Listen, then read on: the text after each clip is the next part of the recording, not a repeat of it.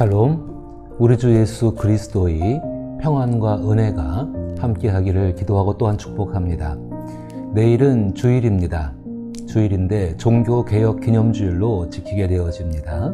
주일을 기다리는 토요일 아침에 함께 읽고 묵상할 말씀은 미가 2장 13절 말씀입니다. 제가 말씀을 읽어봅니다.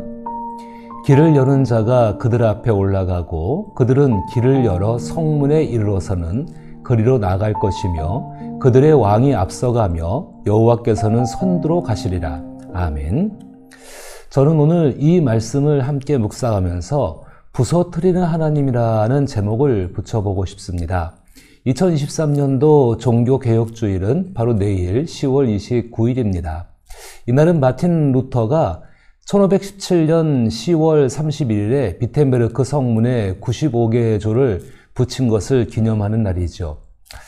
그 루터가 붙인 그 95개의 반박문 가운데에는 로마 카톨릭의 부패와 오해를 지적하였고 그것을 바로잡고 성경에 근거한 순수한 복음을 전파하기 위한 그런 일이었고 그것으로 인하여서 종교개혁이 시작되었습니다. 그 일로 시작하여서 이제 오랜 역사와 시간을 두고서 신앙의 자유와 평등을 쟁취하는 것과 복음을 전파하는 선교의 일로 계속해서 이어지게 되어집니다. 한마디로 루터는 신앙의 순수성과 순결성을 다시 회복하려고 하자는 운동을 시작한 것입니다. 루터처럼 누구나 반박문은 붙일 수 있습니다. 그런데 중요한 것은 그 반박문을 붙이고 이제 그 개혁을 이루기 위해서 살아가는 그 삶의 모습이 중요하다는 것입니다. 오늘을 살아가는 우리가 종교개혁을 생각할 때 중요한 것은 무엇이 개혁의 정신을 지속시킬 수 있는가에 대한 생각을 해야 한다는 것입니다. 그것은 예수님께서 시작하신 일을 계속되게 하는 예수의 길, 즉 옳은 길, 바른 길을 가게 하기 때문에 그러합니다. 개혁을 지속하는 힘은 하나님은 어떤 분인가를 아는 것에 있습니다. 정말로 요한 1서의 말씀 그대로 하나님이 어떤 분인가를 아는 것이 세상을 이긴다는 말씀처럼 바로 거기에 있습니다. 하나님은 사람의 이성과 경험으로 모두 알 수 있는 분은 아닙니다. 그럼에도 하나님에 관한 생각은 우리 안에서 많아지고 커져야 합니다. 그런데 신앙인이 가지고 있는 대부분의 생각은, 하나님에 대한 생각은 유아기의 부모에게 가졌던 생각의 수준에서 머물러 있습니다.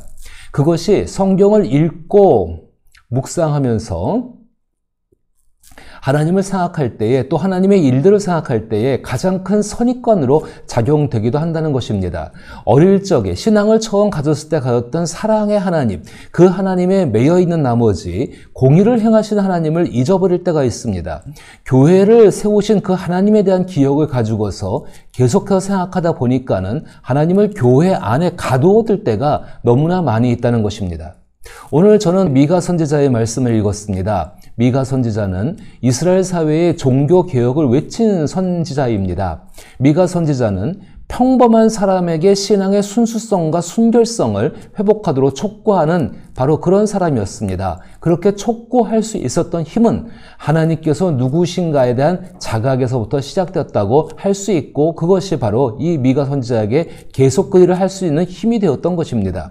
제가 다시 한번 본문을 읽어보면은 길을 여는 자가 그들 앞에 올라가고 그들은 길을 열어 성문에 이르러서는 그리로 나갈 것이며 그들의 왕이 앞서가며 여호와께서는 선두로 가시리라. 미가 선지자가 깨달은 것은 그 하나님은 택하신 사람들 앞에 가시며 막혀있는 곳을 부서뜨리는 만왕의 왕이라는 사실입니다. 이 말은 하나님 앞에 막혀있는 것이 없다는 것입니다.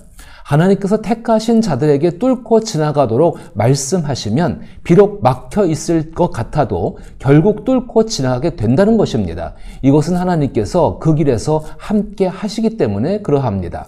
길을 여는 자, 바로 그분은 하나님이십니다. 그들 앞에 올라가고 그들은 그 길을 열어 성문에 이르러서는 그리로 나갈 것이며 막혀있는 성문을 하나님께서 부수시고 그 문을 통해서 그 백성들을 올라가게 하십니다. 그런데 그들의 왕이 앞서가시며 여호와께서는 선두로 가시리라고 미가가 말을 하고 있습니다. 미가 선지자는 길을 열어 히브리 원어로 본다면은 파라츠, 돌파하다, 부수다, 깨트리다는 말인데 그 말을 통해서 하나님은 부서뜨리시는 하나님인 것을 말하고 있는 것입니다. 하나님은 돌파해 나가시는 하나님이십니다. 우리와 함께 하시는 예수 그리스도는 한계를 극복하고 돌파하시는 하나님 그분이십니다. 그래서 예수 그리스도에 대한 다른 호칭은 돌파하여 나가는 자라는 호칭도 예수님은 가지고 있습니다. 미가 선지자에게 하나님은 모든 난관에서 바른 길을 가고자 하는 사람들, 그 사람들을 구원해 내시는 분이셨습니다. 무엇인가 무너져 내려야 하고 극복되어야 하는 일이 있다면 그때 부서뜨리는 자가 와서 충돌함으로 산산히 부서뜨리고 그곳으로 택하신 자를 나가게 하신다는 것입니다. 따라서 그들이 갇혀있는 장소는 더 이상 그들을 가두어 놓을 수 없는 곳이며 메어 놓은 결박은 풀리고 자유와 해방을 누리게 되어집니다. 난관에 부딪혔다는 것이 무엇일까요? 난관에 부딪혔다는 것은 영적이며 동시에 현상적인 것입니다. 개혁주의의 삶을 사는 사람은 미가처럼, 이사야처럼, 예레미야, 에스겔 그리고 주 예수 그리스도처럼 난관에 부딪힐 때가 너무나 많이 있습니다. 난관을 극복하는 것은 우리의 힘만으로는 충분하지 않습니다. 현상적인 난관은 어떻게 할 수 있을지 몰라도 영적인 난관은 우리의 힘으로 돌파할 수 없습니다. 그런데 진짜 난관은 영적인 난관과 현상적인 난관이 언제나 섞여 있기 마련입니다. 반드시 하나님의 개입이 필요합니다. 종교개혁의 지속성은 부서뜨리는 하나님과 함께 영적 그리고 현상적인 부조리를, 난관을 부서뜨리는 데 있습니다. 주 예수께서 부서뜨리고 승리로 이끄셨던 것처럼 지금도 우리를 이끌어 주십니다.